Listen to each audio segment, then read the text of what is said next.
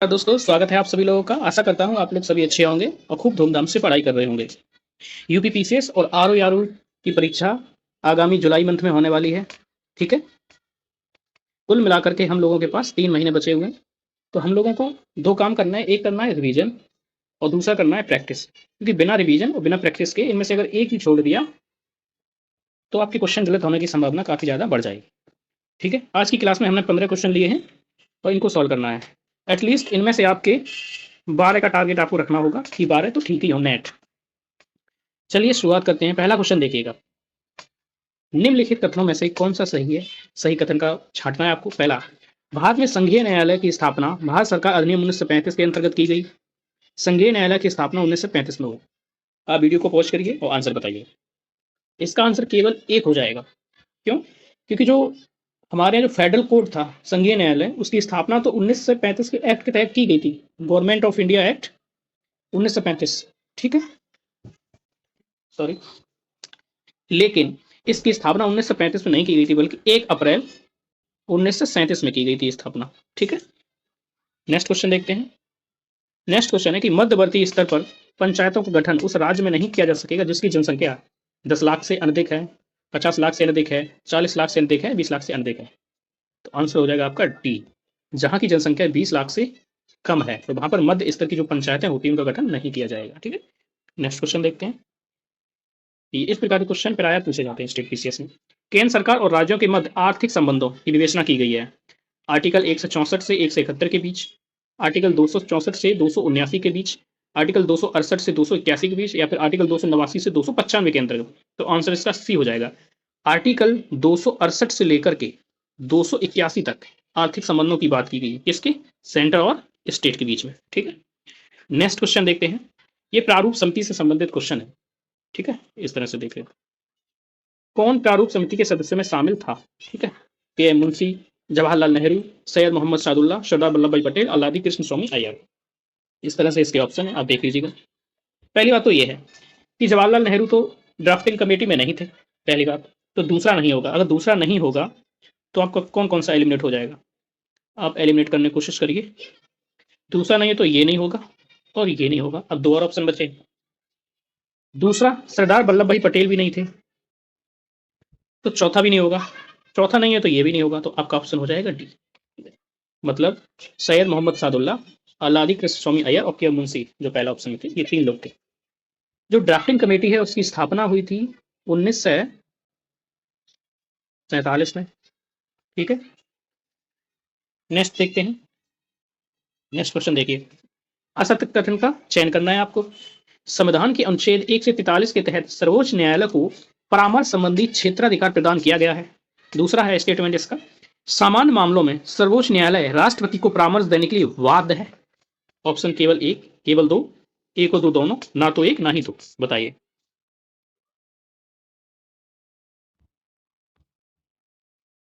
असत्य कथन का छांटना है ना, तो इसका ऑप्शन हो जाएगा ऑप्शन बी, केवल दो। कैसे? आर्टिकल 143 कहता है कि सर्वोच्च न्यायालय परामर्श देगा किसको? राष्ट्रपति को, अगर राष्ट्रपति जब भी मांगेगा। ठीक है, लेकिन सामान्य मामलों में वह परामर्श देने के लिए बाध्य नहीं है। ठीक है, राष्ट्रपति आर्टिकल 143 के तहत क्या करेगा? अटॉर्नी जनरल जो होगा उसको भेजेगा सुप्रीम कोर्ट में और वो सुप्रीम कोर्ट से परामर्श लेगा। और सुप्रीम कोर्ट के जो न्यायाधीश होते हैं वो परामर्श दे भी सकते हैं या नहीं दे सकते हैं। साथ ही साथ जो राष्ट्रपति है जो उसको परामर्श मिलेगा वो मान भी सकता है, नहीं भी मान सकता है, वो बात नहीं है। लेकिन कुछ, ये सब बात हो रही सामान्य मामले, लेकिन कुछ विशिष्ट मामले हैं, जैसे जैसे संविधान से पूर्व कोई संधियां की गई हों, ठीक है ना, ऐसे कोई मामले हों, तो उसमें राष्ट्रपति को परामर्श देने के लिए बाध्य है सुप्रीम कोर्ट। ठीक है, लेकिन राष्ट्रपति बाध्य नहीं है मानने के लिए। नेक्स्ट क्वेश्चन देखते हैं। कावेरी जल विवाद न्यायाधिकरण 1990 संबंधित है कर्नाटक, तमिलनाडु, केरल, पुडुचेरी, महाराष्ट्र। तो उसमें केवल आपका महाराष्ट्र नहीं होगा, 5 में हटा दीजिए, आपका ये सभी हो जाएगा, ऑप्शन सी हो जाएगा। ठीक है, नेक्स्ट क्वेश्चन देखते हैं। दो सूचियां दी गई हैं, उन सूचियों को आपको मिलान करना है। ठीक है, उन सूचियों का आपको मिलान करना है। पहले सूची दी गई राष्ट्रपति और दूसरी में उनका कार्यकाल दिया गया है। तो के आर नारायण, और फिर उसको मिलाना है कार्यकाल क्या था, नीलम संजीव रेड्डी, फखरुद्दीन अली अहमद, जाकिर हुसैन। ठीक है, इस तरह से कर लीजिए, ऑप्शन भी दिख जाएंगे सारे। ठीक है, आपको कुछ समझ में नहीं आ रहा है। ठीक है, तो इसमें एक चीज निकल आएगी, जो जाकिर हुसैन थे इनका आपको कार्यकाल समझ में आ जाएगा। इनका 1967 से लेकर के 1969 तक था, यानी कि चौथे का सी हो जाएगा। ठीक है, चौथे का सी, इस तरह से ऑप्शन बी हो जाएगा इसका। ठीक है, आप मिला लीजिए इनको। नेक्स्ट क्वेश्चन देखिए, निम्नलिखित में से कौन सा कथन सत्य नहीं है? राष्ट्रपति पद के लिए उम्मीदवार को लोकसभा के सदस्य होने के लिए अर्हत होना चाहिए, मतलब योग्य होना चाहिए। दूसरा है इसमें, उपराष्ट्रपति की नियुक्ति भारत के राष्ट्रपति द्वारा की जाती है। अगला है, फखरुद्दीन अली अहमद भारत के 5वें राष्ट्रपति थे। उपराष्ट्रपति भारत के राष्ट्रपति द्वारा पद एवं गोपनीयता की शपथ ग्रहण करते हैं। कौन सा असत्य है? 3 गलत है, छांटिए। मतलब 3 सही है, 1 गलत है, छांटिए इसमें। इसमें ऑप्शन हो जाएगा आपका ये, क्योंकि उपराष्ट्रपति वाइस प्रेसिडेंट नियुक्त नहीं किया जाता है, अपॉइंट नहीं किया जाता है, उसको चुनते हैं। और कौन लोग चुनते हैं? तो लोकसभा और राज्यसभा के सभी सदस्य, लोकसभा और राज्यसभा के सभी सदस्य चुनते हैं, फिर राष्ट्रपति उसको शपथ दिलवाते हैं पद और गोपनीयता की जो भी है। ठीक है, तो ये गलत हो जाएगा बी। नेक्स्ट क्वेश्चन देखिए, मिलान करना है इसमें भी। देखिए, आर्टिकल 165 आपको याद होगा, 165 महाधिवक्ता की बात करता है। तो डी का हो जाएगा आपका, राज्य का महाधिवक्ता नहीं, 2, डी का 2। तो डी का 2 एक यहाँ भी है, यहाँ भी है, यहाँ भी है। ठीक है, यानी कि ये वाला नहीं है। और फिर 243 की बात करें तो वो पंचायतों की बात करता है। तो पंचायतों से अलग कोई एक है आर्टिकल? एक ये है, 66 हो जाएगा आपका उपराष्ट्रपति का, यानी कि 1 का 3, 1 का 3, ये भी है, ये भी है, ये भी है। ठीक है ना, तो ये भी कैंसिल हो गया। ठीक है, अब 2 ऑप्शन बचे हैं, 243 खा और गा। पहले गठन होगा पंचायतों का, फिर संरचना होती है, आपने पढ़ा होगा। तो 243 खा जो है गठन की बात करता है, ए, बी का ए, तो बी का ए और ए यहाँ पर आएगा। ठीक है, और जो सी है, सी का हो जाएगा 4, सी का 4, यहाँ भी, यहाँ भी। तो 3, इसमें तो दोनों ऑप्शन पर ओवरलैप कर रहे हैं। हालांकि इसका आंसर हो जाएगा आपका 3, 1, 4 और 2। ठीक है, नेक्स्ट क्वेश्चन देखते हैं।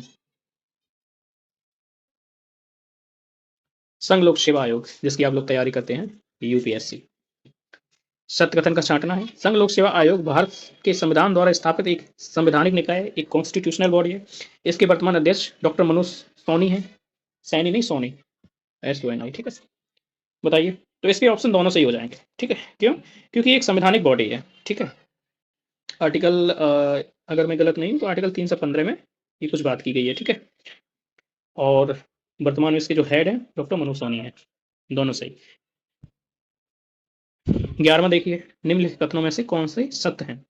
वित्त आयोग के अध्यक्ष, एक अध्यक्ष और 3 अन्य सदस्य होते हैं, जिनकी नियुक्ति राष्ट्रपति द्वारा की जाती है। 16वें वित्त आयोग के अध्यक्ष अरविंद पनगड़िया हैं। पहला, दूसरा, तीसरा या दोनों, जो भी ऑप्शन बताइएगा। देखिए, पहला स्टेटमेंट यहाँ तक ठीक है कि इनकी राष्ट्रपति नियुक्ति करते हैं, ठीक है, लेकिन ये गलत है, क्योंकि इसका स्ट्रक्चर होता है 1+4 का। 4 सदस्य होते हैं, मेंबर होते हैं, एक हेड होता है, कुल मिलाकर के 5 होते हैं। यहाँ पर 1 और 3 की बात की गई, तो पहला गलत हो गया। दूसरा, 16वां जो फाइनेंस कमीशन है, अरविंद पनगड़िया जो कि नीति आयोग में भी पहले काम कर चुके हैं, उनको बनाया गया है। तो सही छाटना है तो केवल 2 हो जाएगा आपका, option number B. Next question देखते हैं। नेक्स्ट क्वेश्चन, ये काफी अच्छा क्वेश्चन है, यूपीएससी में पूछा जा चुका है। भारत का नियंत्रक एवं महालेखा परीक्षक की बात हो रही है। देश की संपूर्ण वित्तीय व्यवस्था का नियंत्रक होता है। इसकी नियुक्ति राष्ट्रपति द्वारा की जाती है। इसका कार्यकाल 6 वर्ष या 62 वर्ष होता है, जो भी अधिक होता है। इसका वेतन सुप्रीम कोर्ट के न्यायाधीश के बराबर होता है। उपरोक्त में से कितने सही है पूछा जा रहा है, कितने सही हैं? केवल 1 सही है, केवल 2 सही है, केवल 3, या उपरोक्त सभी? ये नए तरह का एक पैटर्न है, जो कि 2022 के एग्जाम से देखने को मिला है यूपीएससी में।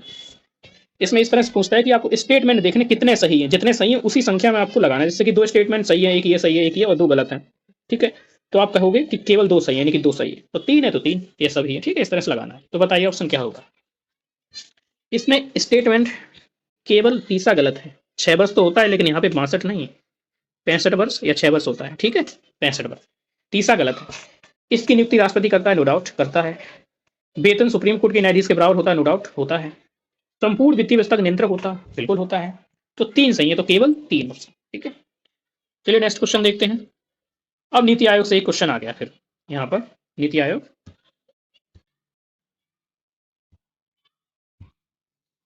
देखिएगा, नीति आयोग का जो पूर्णकालिक सांगठनिक ढांचा है उसकी बात हो रही है। इसके उपाध्यक्ष की नियुक्ति प्रधानमंत्री के द्वारा की जाती है। अंशकालिक सदस्यों की नियुक्ति प्रधानमंत्री द्वारा की जाती है। मुख्य कार्यकारी अधिकारी मतलब सीईओ का पद राज्य मंत्री के समकक्ष होता है। पूर्णकालिक सदस्य कैबिनेट मंत्री के समकक्ष होते हैं। बताइए, ये इस तरह से ऑप्शन है इसका। ठीक,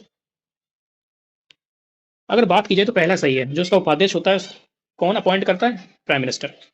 और जो अंशकालिक होते हैं उनकी भी अपॉइंटमेंट प्रधानमंत्री करता है, दोनों से।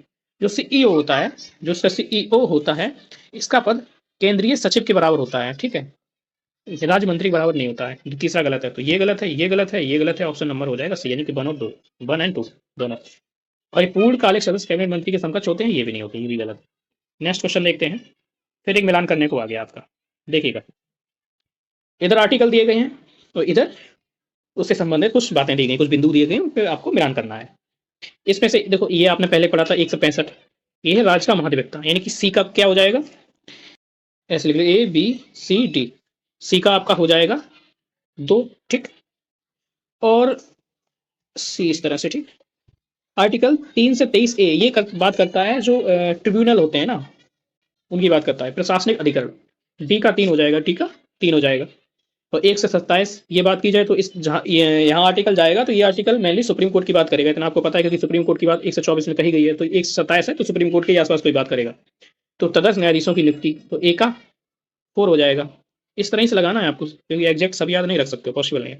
आर्टिकल 155 की बात करें तो एक बचा है राज्यपाल की नियुक्ति, तो बी का 1 हो जाएगा। 4 1 2 3, 4 1 2 3, ऑप्शन नंबर बी हो जाएगा। नेक्स्ट क्वेश्चन देखते हैं, चलिए 15वां है और आज की क्लास का अंतिम क्वेश्चन है। ये गलत नहीं होना चाहिए बिल्कुल भी, ध्यान से पढ़िएगा। पहला है कि एंटी डिफेक्शन लॉ के बारे में हमको सत्य कथन को चयन करना है। ठीक है, दल बदल कानून दल बदलने पर संसद सदस्यों और विधानसभा के सदस्यों को दंडित करता है। 91वें संविधान संशोधन अधिनियम द्वारा किसी राजनीतिक दल के 1/3 निर्वाचित सदस्यों द्वारा दल बदल विलय माना जाएगा। केवल एक सही है या दोनों सही है, केवल 2 सही है या फिर दोनों गलत है? क्या बताइए? इसका ऑप्शन केवल 1 हो जाएगा, 1। ये गलत है, क्यों? देखिएगा, anti defection law, anti defection law की बात करें तो 1985 में ये पारित किया गया था। ठीक है, संविधान संशोधन की बात करें तो 52वां कॉन्स्टिट्यूशनल अमेंडमेंट एक्ट था। ठीक है, 52। ओके, इसके तहत संविधान में 10वीं अनुसूची जोड़ी गई थी, 10th शेड्यूल जोड़ी गई थी। ठीक है, तो ये विधानसभाओं की बात करता है और संसद के सदस्यों की बात होता है। बिल्कुल सही है, ये सही है। लेकिन यहाँ पर जो 91 में एक संविधान संशोधन हुआ, 91वां कॉन्स्टिट्यूशनल अमेंडमेंट एक्ट 2003 में, ठीक है ना, 2003 में, तो इसमें 2/3 की बात की गई है। 2/3 की, अगर 2/3 एक पार्टी है, उसके 2/3 मेंबर अगर कहीं और जा रहे हैं तो वो विलय मान लिया जाएगा। ठीक है, उनको अयोग्य घोषित नहीं किया जाएगा। फॉर एग्जाम्पल, एक पार्टी में 60 लोग, और 60 लोग में से अगर 1/3 चले जाएं लोग, 1/3 या 1/3 से कम या ज्यादा जो भी है, 1/3 मान लो, यानी कि 20 हो जाएंगे, तो इन पे ये कानून लागू हो जाएगा, ये लोग अयोग्य हो जाएंगे। लेकिन वही बात करें कि 60 मेंबर हैं, उनमें से 2/3 गए, या 2/3 या 2/3 से ज्यादा, यानी कि 40 मेंबर जाएं या फिर 40 से ज्यादा, ध्यान रखना उससे एक भी कम नहीं होना चाहिए। 39 अगर मेंबर भी गए तो इन पे एंटी डिफेक्शन लॉ लग जाएगा, तो ये लोग अयोग्य घोषित कर दिए जाएंगे। ठीक है, लेकिन 40 उससे ज्यादा जा रहे हैं तो इनको पार्टी का विलय माना जाएगा, या अयोग्य घोषित नहीं होंगे। आई होप, आशा करता हूँ कि आपको क्लास समझ में आई होगी। कमेंट सेक्शन में जरूर बताइए कि आपने कितने सॉल्व किए, क्या आपने 12 या फिर 10 के आसपास आप हैं या नहीं है। और क्लास पसंद आए तो लाइक करें, सब्सक्राइब करें। Thank you, all the best.